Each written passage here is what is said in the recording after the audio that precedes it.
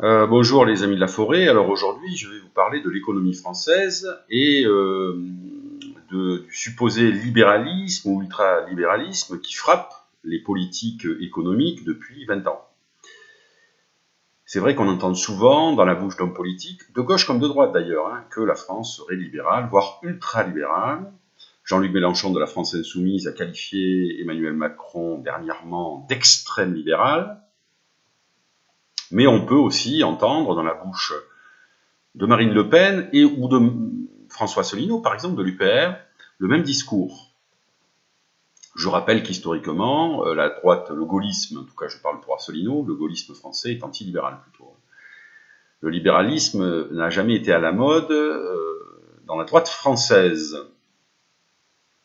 Alors, je rappelle que le libéralisme économique a deux écoles principales, celle des Anglais Adam Smith, Ricardo ou John Stuart Mill, qui légitime d'ailleurs l'intervention de l'État pour encadrer l'économie, alors notamment pour préserver la concurrence, mais pas seulement.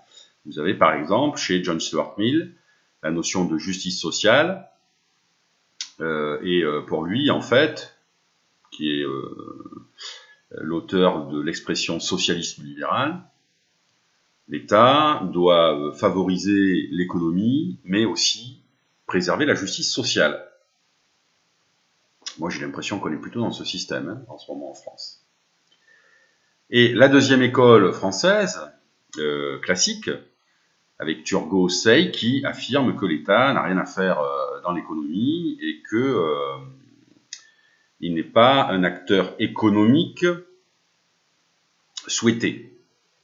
Alors, le terme d'ultralibéralisme est souvent utilisé aujourd'hui de manière péjorative pour désigner une politique économique visant à déréguler les marchés et à détruire les services publics. C'est un terme qu'on entend souvent dans la bouche de Jean-Luc Mélenchon, mais aussi du gaulliste François Asselineau, ou chez les altermondialistes d'Attaque, par exemple. Alors, par contre, si on étudie les chiffres, on va avoir une réalité bien différente de ces discours qui désignent la France comme pratiquant une politique ultralibérale. Alors, simplement, déjà, au niveau des impôts, les recettes fiscales englobant impôts et cotisations sociales ont représenté 47,6% du PIB, produit intérieur brut, en France en 2016. La moyenne de la zone euro étant à 6 points de moins, à 41,3%. C'est-à-dire que la France a le record des impôts et des taxes et des cotisations sociales en Europe. Donc on ne peut pas dire véritablement qu'à ce niveau-là, la France soit un pays libéral, puisque je vous rappelle que le libéralisme tend plutôt à faire baisser les impôts et les impôts directs et les cotisations sociales. Je rappelle qu'on a une ponction sur le PIB de la France beaucoup plus importante aujourd'hui qu'à l'époque du socialiste François Mitterrand. Et que dans le cadre de l'Union européenne, vous avez des pays comme l'Irlande qui sont à 20 points en dessous de nous, par exemple. La Russie, qui est inventée par les antisystèmes, par exemple, a une ponction sur le PIB de son économie beaucoup moins importante que ce qui est fait en France, par exemple. Alors, au niveau de la fonction publique, on peut constater qu'en 2015, la fonction publique avait 5,45 millions de salariés, 2,4 travaillaient dans la fonction publique d'État, 1,9 dans la fonction publique territoriale et 1,2 dans la fonction publique hospitalière. Alors, les effectifs ont légèrement baissé dans la fonction publique d'État, ce qui est plutôt normal, puisque je vous rappelle que depuis la loi de la décentralisation en 1983, qui avait été prise par Gaston Defferre, l'État a donné aux collectivités locales de nouvelles missions, c'est délesté donc de nouvelles missions, et donc il est normal que le nombre de fonctionnaires publics territoriaux ait augmenté. Je rappelle que les territoriaux travaillent dans les mairies, dans les conseils régionaux, les conseils généraux. mais aussi, par exemple, dans les collèges, dans les lycées. En tout cas, le personnel non enseignant. Alors,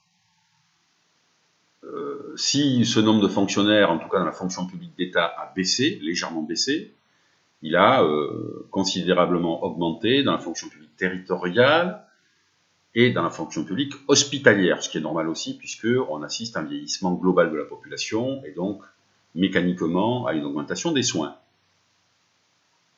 Alors, l'État français a aussi des participations dans 1800 entreprises, mais la tendance, en effet, de se débarrasser de ces participations.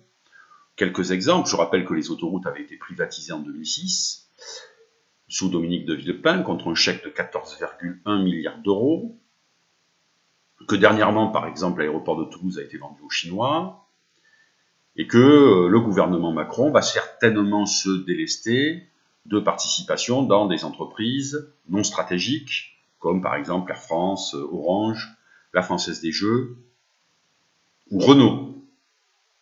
Et c'est vrai qu'on peut légitimement se demander si c'est le rôle de l'État de transporter des passagers en avion. On peut légitimement se poser la question, surtout que les billets d'Air France sont assez chers, et que je pense qu'Air France ne transporte pas beaucoup d'ouvriers. Ce serait plutôt Ryanair ou EasyJet. On peut aussi se poser la question si l'État doit avoir des participations pour construire des voitures, puisque là, c'est encore 15% chez Renault. Donc là, je pense que dans ces entreprises non stratégiques, l'État va se désengager progressivement. Par contre, il ne va pas se désengager d'entreprises stratégiques, comme Airbus, par exemple, qui construit aussi des armes. Je rappelle que... ou alors chez Thales, par exemple, qui est lié aussi à des entreprises d'armement. Je rappelle qu'Air France, qui vient de faire grève, là, enfin, les personnels navigants qui ont fait grève, a été sauvé de la faillite en 1993 par l'État français, qui a recapitalisé l'entreprise à hauteur de 5 milliards d'euros. Donc, en conclusion, on peut difficilement dire que la France est un pays libéral ou qui pratique une politique libérale, puisque, depuis une vingtaine d'années, les impôts et les cotisations sociales ne cessent d'augmenter, faisant de nous d'ailleurs les champions de ces impôts en Europe. Et on peut constater aussi que le nombre de fonctionnaires a augmenté. Donc, on ne vit pas dans un pays libéral, mais plutôt dans un pays social-libéral. Et qui penche un peu plus vers le social que vers le libéral. Puisque la France, il faut bien le dire, n'est pas du tout un pays libéral. Voilà, je vous remercie, à bientôt.